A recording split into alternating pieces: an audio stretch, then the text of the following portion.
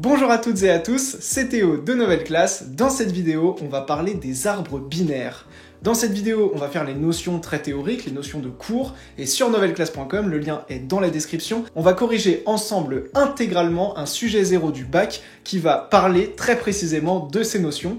Donc pour voir les exercices corrigés et le sujet de bac corrigé, c'est sur novelleclasse.com et on est parti pour le cours, let's go. Commençons par répondre à la question, qu'est-ce qu'un arbre? Un arbre enraciné, c'est un graphe non orienté, connexe et sans cycle. Alors je fais le lien avec des notions sur les graphes, car les graphes, on en a beaucoup parlé dans le programme de SNT en seconde, donc ça doit te rappeler des petits souvenirs. Pour parler très concrètement, un arbre, ce sont des nœuds qui sont organisés de manière hiérarchique. On a un nœud racine duquel découlent d'autres nœuds.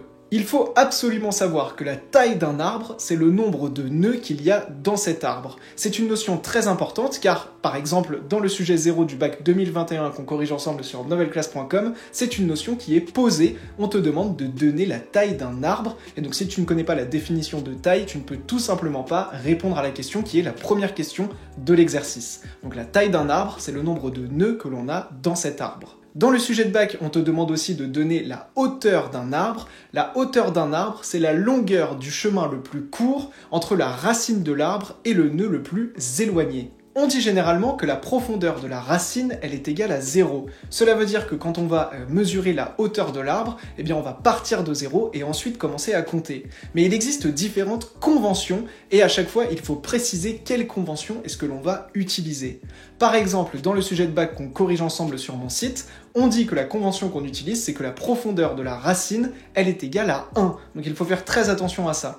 La racine, elle peut prendre pour valeur 0, et ensuite on commence à compter la hauteur de notre arbre, ou bien on commence à 1, et on continue ensuite pour compter la hauteur de notre arbre, ce qui ne donnera pas le même résultat dans les deux cas. Donc il faut faire très attention à la convention qu'on utilise. La profondeur de la racine, et donc la hauteur de notre arbre va commencer, soit à 0, soit à 1.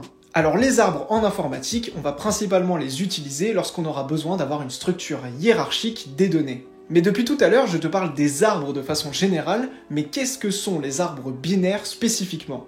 Eh bien un arbre binaire, c'est tout simplement un arbre dans lequel chaque nœud a au plus 2 fils. Un nœud peut avoir 0 fils, on parlera alors de feuilles de notre arbre. Un nœud peut avoir un fils, ou bien un nœud peut avoir 2 fils. Lorsqu'il a 2 fils, on parlera de fils gauche et de fils droit, qui donneront pour notre arbre binaire le sous-arbre gauche et le sous-arbre droit. Si dans notre arbre tous les nœuds ont exactement 2 fils, on parlera tout simplement d'arbre complet.